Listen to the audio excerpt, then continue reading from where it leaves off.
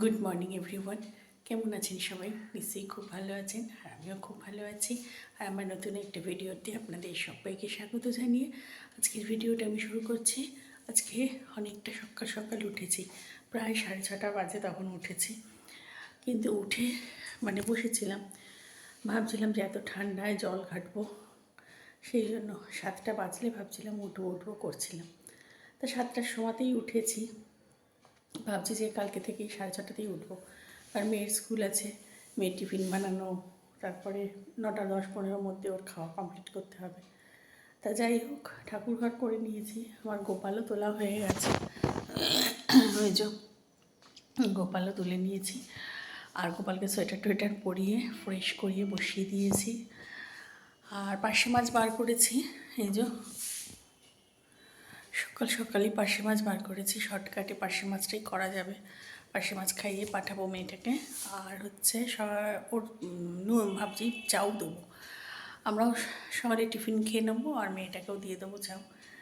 তা চলুন দেখতে থাকুন, আশা করছি ভালো লাগবে। আর এখন আপাতত একটু কফি বা চা খাই, এখনও গৌরী দিয়ে আসেনি, দরজা খুলে দিয়ে এসছি নিচে, চা বা কফি খাই।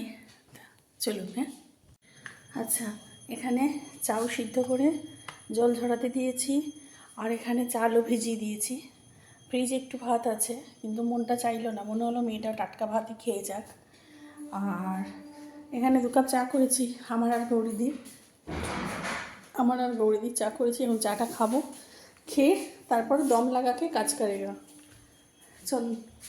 আর এখানে প্রত্যেক দিনের মতো সকালবেলা প্রত্যেক দিনের মতো এই যে আমন্ড ভেজানো আছে, এটাকে ছাড়িয়ে আমি 2টো খাবো, আর লাপুর জন্য আর মেয়ের জন্য 2টো করে রাখবো। তা আমন্ডটাকে এখন ছাড়িয়ে নিচ্ছি। আর প্রত্যেকদিন সকালবেলা খালি পেটে আমাকে তো থাইরয়েড ওষুধটা খেতেই হয়, তা থাইরয়েড ওষুধটা খেয়ে, এই আমন্ড খেয়ে তারপরে আমি চা খাই। ঠিক আছে, চলুন।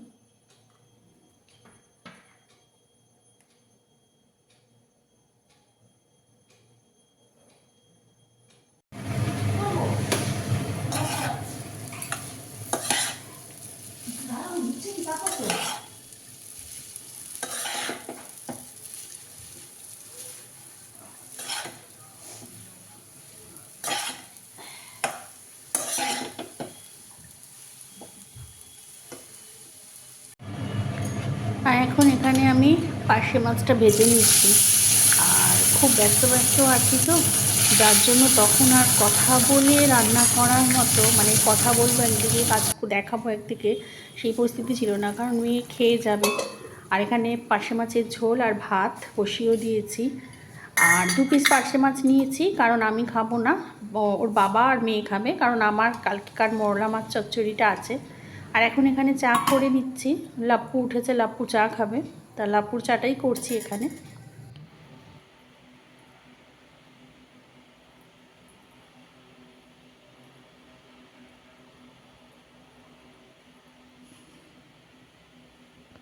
আমার মেয়েকে দেখুন, আজকে নিউ লুক দিয়েছে, অনেকক্ষণ বাদে আবার আমি আসছি ক্যামেরার সামনে, নিউ লুক দিয়েছে দেখুন। কারণ ওদের স্কুল থেকে তো শীতকালে বলেইছিলাম ব্লেজার, আর সেদিনকে তো দেখালামও, এই ব্লেজারটা কিনে এনেছি, স্কুল ড্রেসের ইউনিফর্ম। একটু সামান্য বড় আছে, তা ঠিক আছে, সামনের বছর তো আবার ওর তো বড় হবেই, আর সামনের বছর বারবার কি কেনা যায়। আর একটাই সাইজ ছিল, এর থেকে ছোট সাইজ ছিলও না। ঠিক আছে, এখন বেশ কিছুক্ষণ বাদে আবার এসেছি রান্নাঘরে, আর রান্নাঘরের পরিস্থিতি দেখবেন, এই দেখুন টেবিলে, এই দেখুন এখানে সব চারিদিকে ছড়ানো। মেয়েকে তো খাইয়ে দিয়ে স্কুলে পাঠিয়ে দিলাম বাসে, এবার আমার আর লাপুর চাউটাও নিয়ে নেবো। ঠান্ডা হয়ে গেছে, একটু গরম করে নিতে হবে, অনেকক্ষণ বানিয়েছি তো।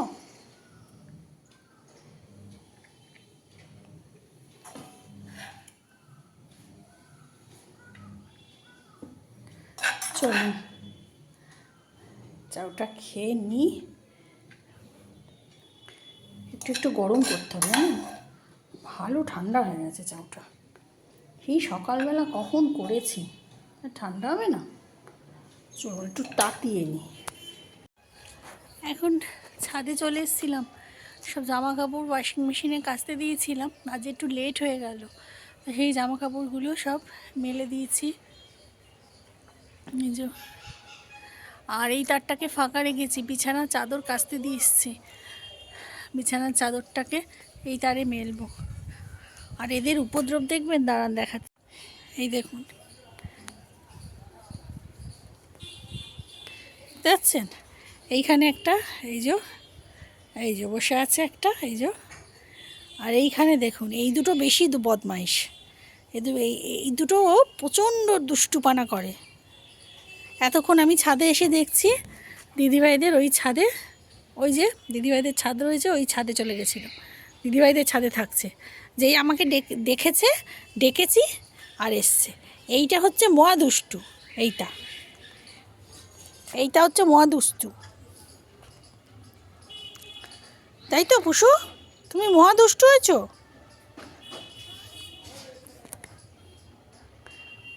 তুমি মহা দুষ্টু হয়েছো।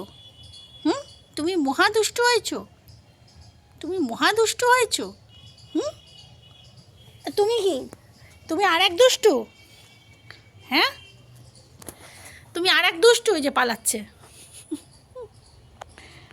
ছাদ দিয়ে ঘুরে চলে এসেছি, এসে বিছানার চাদরটা কাচতে দিলাম, কারণ ওটাই বা পড়ে থাকে কেন, ওটা কাচতে দিলাম। ওটা কাচা হয়ে গেলে ওটাকে আবার ছাদে গিয়ে মেলে দিয়ে আসবো, কারণ আজকে তো মেয়ে আসবে, সারা দুপুর এমনি তো ঘুমোতে পারবো না। আর এখন এখানে কড়াই বসিয়ে দিয়েছি, আর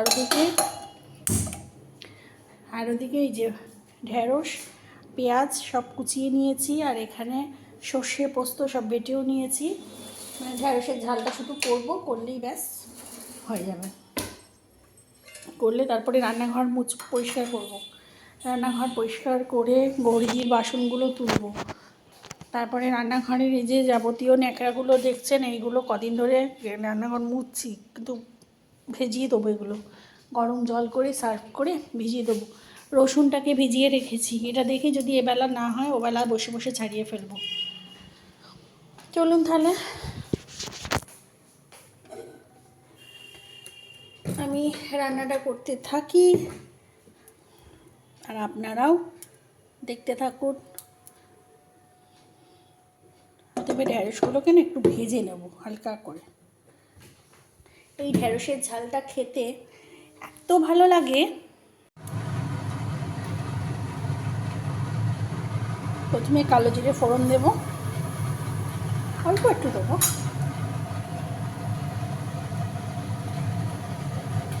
তারপরে ঢ্যাঁড়সগুলো দিয়ে দেবো।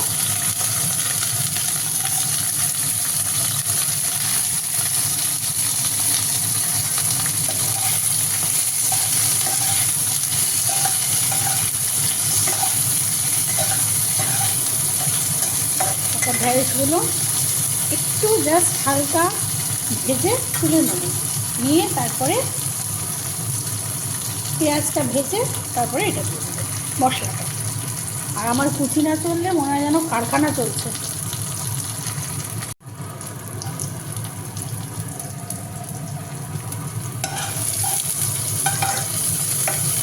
ঢেঁড়সটাকে ভেজে তুলে নিয়েছি, আর একটু ঢেঁড়স দিলে হতো, এরকম হালকা ভেজে তুলে নিয়েছি। আর এবার পেঁয়াজটাকেও ভালো করে ভেজে নেব, বেশ একটু লাল লাল করে, বেশি লাল করবো না, অল্প লাল লাল করে একটু করে ভেজে নেব। নেবার পরে আর কিছুই না, নেবার পর এখানে যে সর্ষে পোস্ত কাঁচা লঙ্কা দিয়ে পেস্ট করা আছে সেটা দিয়ে দেবো। চলুন, হ্যাঁ, রান্না করে আমার রান্নাঘর সবটা পরিষ্কারও করে নিয়েছি।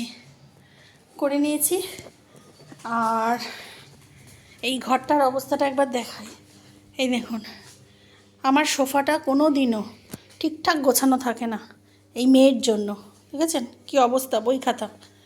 আর এই ঘরটার অবস্থা দেখুন, সেদিন জন্মদিন বাড়ি গেছি, সেই শাড়িটা এখনও পড়ে রয়েছে, আয়রন ফায়রন সব।